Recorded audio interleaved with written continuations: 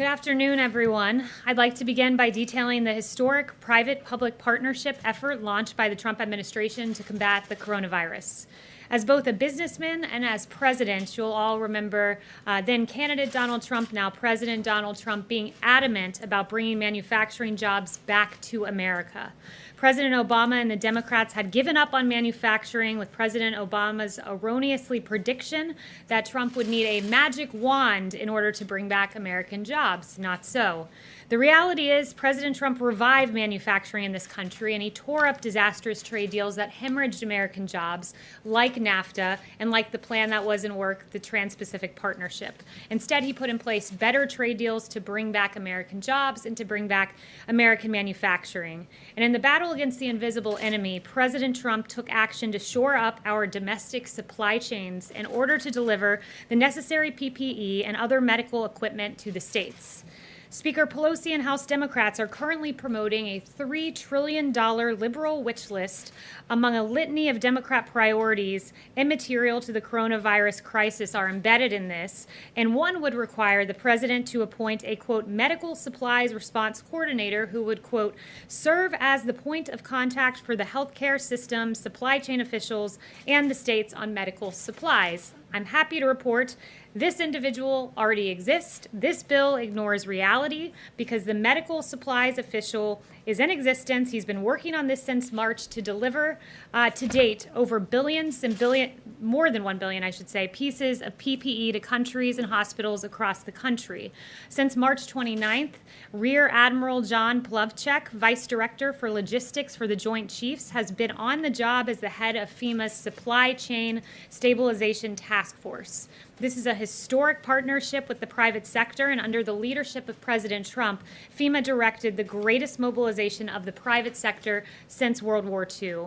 Rear Admiral Plavchek and FEMA quickly realized the power of the private sector in addressing the coronavirus, recognizing that the 6 largest private sector medical distributors would have the ability to source, procure, manufacture, and deliver as many as 1 billion pieces of PPE in a single week. That is extraordinary volume by our private sector. And at the direction of President Trump, Rear Admiral Plavchek and FEMA were able to harness this power. Every day at 9 a.m., Rear Admiral Plavchek's team huddles with these 6 large private sector medical distributors, and together they review data compiled by Dr. Birx as well as information provided by the CDC to set priorities and ensure sufficient levels of supplies go down not just to the county level, but to the hospital level. After focusing geographically, Rear Admiral Plavchek and his team orients the data to set point-of-care distribution priorities for public hospitals, VA and DoD facilities, private hospitals, nursing homes, acute care clinics, first responders, and labs. In just 2.5 weeks, Rear Admiral Plavchek and his team were able to combine data streams, utilize supply chain visualization tools from DoD, and input data into the cloud. This system is now available to generate reports for governors showing what their state received from the federal government and commercial partners all the way down to the hospital level, as I noted. And thanks to President Trump and his administration, governors now have visibility as to where their supplies are sent and where they're received. And from March 1st through May 10th, this public-private partnership has led to the delivery, and these are extraordinary numbers, of over 113 million N95 respirator masks, nearly 500 million surgical masks, nearly 18 million face shields, and over 12 billion gloves. That is a lot of PPE, and we thank our private sector partners for engaging in this effort with us. Also, I just wanted to note that earlier today, the president held an hour-long call with thousands of Hispanic community, business, and faith leaders across the country. He recognized the many contributions of the Hispanic community to our country and addressed important issues like how to reopen their businesses and build the greatest economy in history again.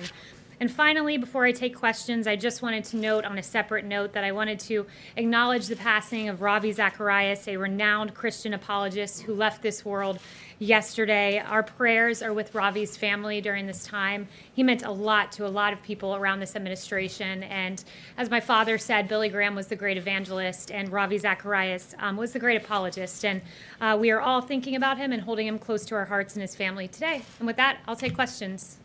John. Kayleigh, what does the president believe is illegal about the Secretary of State of Michigan sending out absentee ballot applications, and what federal funding is he considering withholding from the state of Michigan as a result? So, I won't get into exactly what the funding considerations are. I would note that his tweets were meant to alert Secretary Mnuchin and Mr. Vogt about, head of OMB, about his concerns with trillions of dollars going to these states and his noted concerns about a lot of fraud that is potentially at play when you have mass mail-in voting. So with regard to the illegality and legality of it, that's a question for the campaign as to their voting and ballot practices. But I would just note that his tweet was meant to alert OMB. He wanted to be very careful as we send trillions of dollars to states that we keep this important point in mind and we ensure that there's fairness in our voting system and absolute accuracy. Yes, Kayleigh. But the president himself has voted just 2 months ago by a mail-in ballot. There are several Republican states that are also doing these mail-in applications for ballots. And so I'm confused. What is it that he thinks is illegal that's happening in Michigan? He doesn't really specify. So first, with regard to the president doing a mail-in vote, the president is, after all, the president, which means he's here in Washington. He's unable to cast his vote down in Florida, his state of residence.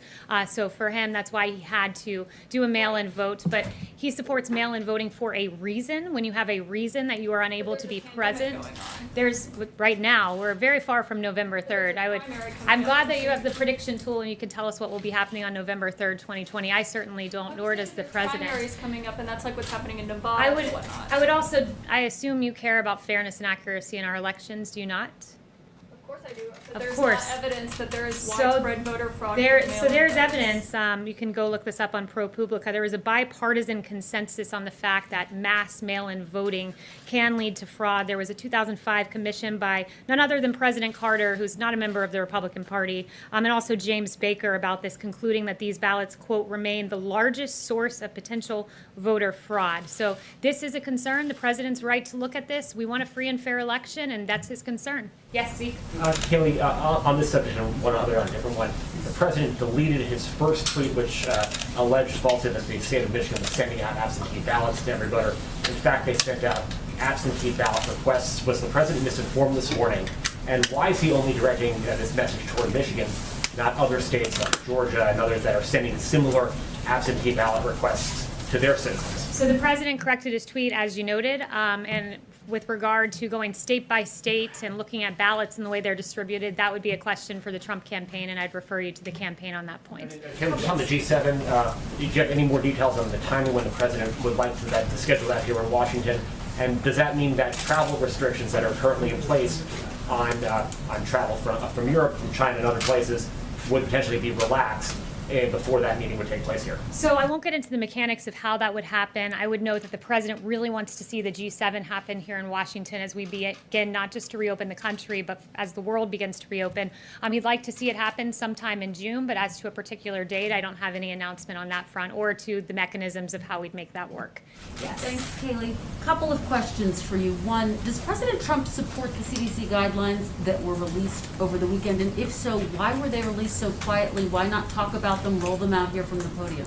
So the CDC guidelines, there was a 60-page document that came out last night that I assume you're referencing. That document, I talked to Dr. Redfield earlier today about it, and much of that was already out there. So Appendixes A, B, C, and D had been out there for a while. Appendix E, he said he thinks got posted sometime late last week. And again, these were his rough estimates he was giving me. Appendix F was being discussed, and there was constructive criticism of it through the task force and the interagency process. So that was refined. And my point in sharing that with you is that the 60-page document was merely an aggregation of a lot of what was already out there. So it's not as if this was new information that we were announcing, but it was more guidance pursuant to our Reopening of America guidance that was issued several weeks ago. Does the president support the guidelines? Does he think Americans should follow those guidelines, or should they be following the initial guidelines that you rolled out here from the podium? So the president's been very clear. He supports the Reopening of America guidelines. The CDC guidelines are in concert with those guidelines. He wants to safely reopen this country. It's very important we do so, and it's good to see that most states, I think basically all of them, have plans at this point to reopen, and we're starting to see the safe reopening of several states and Americans getting back to work. Let me just get your reaction to something. We just got moments ago a statement from the American Nurses Association which says, quote, The American Nurses Association has not received reports from nurses or other frontline healthcare workers utilizing hydroxychloroquine as a preventative treatment for COVID-19. Why does the president continue to say that many or thousands of frontline workers are using it as a prophylactic? Well, there is, at Henry Ford Hospital is doing a study on this now where 3,000 frontline workers will be taking hydroxychloroquine to look at its use as a prophylaxis. I believe there's a few hundred or 190 workers in Tampa General Hospital. So this is being used by some. And one thing I want to note with regard to hydroxychloroquine, because I think it's very important that we're as accurate as we can be with our reporting on this. Hydroxychloroquine has been a drug that has been in use for 65 years for lupus, arthritis, and malaria. It has a very good safety profile, but as with any drug and as with any prescription, it should be given by a doctor to a patient in that context. So no one should be taking this without a prescription from their doctor. But that being said, I've seen a lot of apoplectic coverage of hydroxychloroquine. You had Jimmy Kimmel saying the president's, quote, trying to kill himself by taking it. You had Joe Scarborough saying, quote, this will kill you. Neil Cavuto saying, what have you got to lose? One thing you have to lose are lives. And you had Chris Cuomo saying the president knows that hydroxychloroquine is not supported by science. He knows it has been flagged by his own people, and he's using it. Well, Cuomo mocked the president for this. And interestingly, I found this out just before coming here. Hydroxychloroquine, of course, is an FDA-approved medication with a long proven track record for safety, and it turns out that Chris Cuomo took a less safe version of it called quinine, which the FDA removed from the market in 2006 because of its serious side effects, including death. So really interesting to have that criticism of the president. And on that note to Chris Cuomo, I'd like to redirect him to his brother, the governor of New York, Governor Cuomo, who has several on-the-record statements about hydroxychloroquine saying, I'm an optimist, I'm hopeful about the drug, and that's why we'll try it here in New York as soon as we get it. There has been anecdotal evidence that it's promising, that's why we're going ahead, and I have about 8 other quotes from Governor Cuomo, should any of you have interest in that. You just cited our studies, though. They're trials that are in their early phases. Do you have any evidence that thousands of frontline workers are currently using it because they believe it actually will prevent them from getting So the COVID-19? the FDA has approved this for off-label use. You know, this president's a big believer in right to try legislation. People who are in their last, Thousands of workers there are using several studies that have been brought that the president has actually mentioned that I'd refer you to. There was one out of France, a French study involving more than 1,000 patients that found that the vast majority had, quote, good clinical outcomes, and by the vast majority, that was more than 90%. There was an Italian study of more than 65,000 patients that demonstrated only 20 tested positive of those who were taking it prophylactically, and a South Korea study as well. So there are several studies, and if you're someone out there and this is a safe drug to use, and your doctor, importantly to underscore that, and your doctor prescribes it for your use as a prophylaxis or after coming into contact with COVID, then it's something you should take if it's prescribed by the doctor and that's your personal medical choice. Yes. Kayleigh, Governor DeSantis just suggested that the president may be going down to Florida for the SpaceX NASA launch next week. Is that accurate? So we have no news on scheduling at that front, but if I get news in the future, I will certainly provide that for you. Yes, Jack. Kayleigh, how often does the president talk to Director Vogt or Acting Director Vogt from the OMB? To who? To the Acting Director of OMB. Often.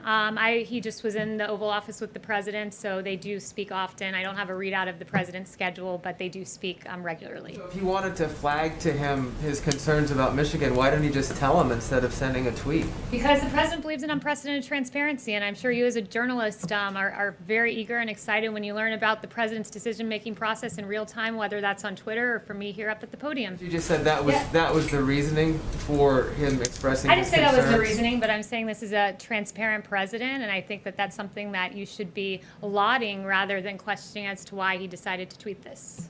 Yes. Apart from President Macron, do you have any other answers from G7 leaders that they are definitely willing to come here? So I won't get into the president's private conversations and correspondences with world leaders, but we do hope to see this happen. We hope that... How can you characterize the response as being great, sounds like a good idea, or thinking about it? So I don't have any information about the response from world leaders, but we certainly hope to see this happen. Yes. Yes, thank you. could you clarify, please, President Trump's comments about saying that it was a good idea, it was good that there were so many positive tests for COVID-19, whereas a lot of people look at that and say that this was actually terrible, that we have actually 1/3 of all the cases in the world. Well, look, I would note this, that the president, what he was saying there is that we are testing. When you have more cases, in order to identify those cases, you have to have tested a high volume of people. So the more you test, the more cases numerically, not necessarily as a percent positive, but numerically, you will see just by volume, sheer volume of your testing. And the president's done an extraordinary job on this front. Washington Post surveyed governor's offices and state health departments and found that at least a dozen states have testing capacity that outstrips the supply of patients. That's a very good job done by our federal government in supporting the states. To cite the governor of New York again, quote, "We have more sites and more testing capacity than we're using." So we're testing a lot, and thus we're finding a number of cases, but as we safely reopen, we do have some encouraging numbers on that front, that we continue to see a week-over-week decline, a 15% decline in deaths in just the last week. April 1st to mid-May, 50% decline in new hospitalization and under 25,000 cases today, so we are seeing progress. Yes. Kayleigh, can you tell us what law specifically the president thinks the Secretary of State in Michigan broke by sending out the applications? And did the Secretary of State in Georgia also break that law by sending out applications for their primary? Again, I'd reference you to the campaign. These are ballot questions, and I'd reference you to the campaign on that. He's the president, That's and my you're former his employer. My spokesperson. current employer is the White House. So But, thank you. yes, but that's not a campaign question. That's the president of the United States saying that It's a campaign state question broke on the ballot law. initiatives that you have and absentee ballots. So I would refer you to the campaign on that front. And I would note to you that many of those ballots that are submitted via mail can be fraudulent. I cited to you the bipartisan study. I can read it again. Maybe you weren't paying attention when I read it the first time, so I'll read it again. President Carter, a Democrat, not a Republican, and James Baker concluded that these ballots remain the largest source of potential voter fraud. So if you cast a ballot via mail and you do so fraudulently, that would be an illegal act, and I'd point you to that. And for further, I'd point you to my former employer, which is the Trump campaign. Is the president Yes. concerned Any other about fraud in questions? Georgia? Yes, sir. Yes, thank you, Kayleigh. Two questions, if I may. Firstly, on airports. The TSA is reportedly considering setting up temperature checks at airports. Given the numbers of people who can be asymptomatic or sick without a fever, do you think that's sufficient? And why wasn't more done to have screening at airports sooner, particularly in light of the House oversight investigation that called screening from international hotspots in March limited and stagnant? So the president is working with TSA, he's working with airlines. We want to ensure that our TSA employees are safe, that those who are traveling are safe, and he has had those conversations, and we are keeping people safe at the TSA and the passengers as well. Over 500 TSA employees have become sick, and 6 are dead. So again, do you think this has been enough action and soon enough? We've taken action. We're working with the TSA. We're keeping America's essential workers safe, and we are praying for all of those who have been affected by coronavirus. You know, on another front, I wanted to ask about the president's son and business partner, Eric Trump. He recently said of coronavirus that, quote, the Democrats are trying to milk this, and predicted it will, quote, magically all of a sudden go away and disappear, and everyone will be able to reopen after the election in November. Do you think Eric Trump's comments are accurate and also appropriate? I think we all hope coronavirus goes away, and I think as we continue to take the president and his family out of context, we should endeavor to quote them accuracy, and I think we should all hope that the coronavirus goes. Oh, was inaccurate? We should all hope that the coronavirus goes away. Yes. Is there a timeline for when UK and European Union citizens and visitors are allowed to come back into the United States, and will all European countries be included, or could it be a case-by-case basis? So we don't have a timeline on that just yet. I can tell you the president's preeminent concern is keeping Americans safe. His travel restrictions have saved lives, as Dr. Fauci and others have noted. So we don't have an announcement as to when we'll be rolling those back, but his priority, his number one concern is America first and the health and well-being of the nation first. Yes. Thanks, Kayleigh.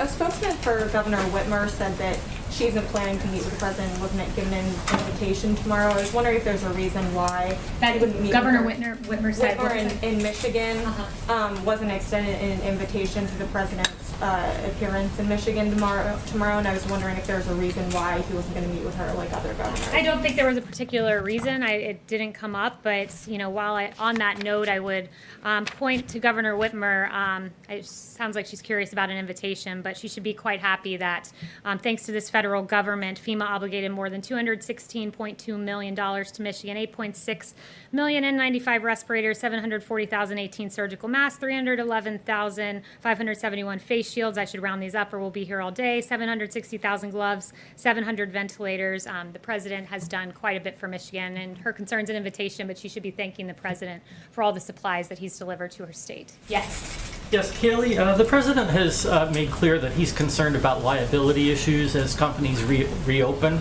now. Is the White House engaged with Republican senators about this issue? And would the president sign another bill, another COVID bill, without liability being addressed in that? So I won't lay out the president's conditions or lack thereof for any upcoming legislation. He has mentioned that it's something that needs to be looked at closely, and he is looking at closely, and he is discussing with members of the Hill about that. But he has made clear in terms of a phase 4 that he wants to be slow as we approach a phase 4 and not rush forward with spending trillions more dollars of taxpayer money. We've done a lot so far, and he'll look at doing more in the future, and liability is definitely something that he's concerned about and working on. Yes. It's right back there. Oh, one more on G7. Do you think that it would be appropriate to hold a G7 summit in the U.S. while ordinary citizens are still not allowed to travel freely, for example, from Europe? Yeah, the president wants us to start reopening. Travel restrictions are something that, he wants to make sure American lives are protected before those are lifted. But that being said, I do think it's entirely appropriate, so does the president, to have a G7 here. America's reopening, the world's reopening. And what a show of strength and optimism to have all of the leaders of these countries come together at the White House and pursue business as usual and as we move forward through this pandemic. Is there anyone I haven't gotten to? I guess not. Okay, so we'll do a few more. Yeah, I had a brief answer to your question. So go ahead. Kayleigh, Susan Rice wrote an op-ed yesterday in the New York Times that said that President Trump has kowtowed to President Xi, and also has said that called his response to the coronavirus deadly, classified as a deadly mishandling. What's the White House's response to that? So you said that came from Susan Rice, was it? Okay, so first I would want to take a moment to address the president's response, because the president has had an extraordinary and early response to the coronavirus. I would note Dr. Birx, the early work of President Trump, both with travel restrictions and quarantine, has bought us the time and space necessary to have this task force be very effective. Dr. Fauci saying that the president's response has been impressive. He can't imagine under any circumstance that anyone could be doing anything more. I can go through the actions. There's a detailed timeline out there of January 6th, Wuhan issuing a travel notice issued on Wuhan when there were 0 cases in the United States. The 17th, 0 reported U.S. cases, and there were public health entry screenings at major U.S. airports. Of course, the infamous travel restrictions that were called xenophobic by Democrats on January 31st. A lot of action in February on developing a test and making sure we were moving forward as speedily as possible. On that, keep in mind in late February, Pelosi was saying, come to Chinatown, it's very safe, but the president had already taken very early action. And I know you brought up Susan Rice in that context, but I'm going to bring her up in another context that's equally as newsworthy, and that is the email that was declassified from Susan Rice on Inauguration Day, which is so peculiar. It set the scene. It's Inauguration Day. You're moving out of the White House. This is the most powerful building on planet Earth. Susan Rice is moving out, reflecting on her time here, and what is she doing? She's not packing her boxes. She's not being nostalgic about her time in the White House. What she's doing is writing an email where 3 times she writes that President Obama emphasized to conduct the investigation into Michael Flynn by the book, by the book, by the book. She writes it 3 times. As Shakespeare said, thou doth protest too much, Susan Rice. He didn't have the Susan Rice part in there, but I'll add that in. 2, she was asked specifically about the unmasking of Michael Flynn after she discussed it on January 5th in the Oval Office with Obama, after she wrote this email to herself on Inauguration Day. She was asked by good journalist, Judy Woodruff, about this email, and about the unmasking of Michael Flynn, not the email, but the unmasking. She was asked specifically about Nunes's claim specifically. So let me clarify, it was Nunes's claim. And she said, I know nothing about this, so it was a lie.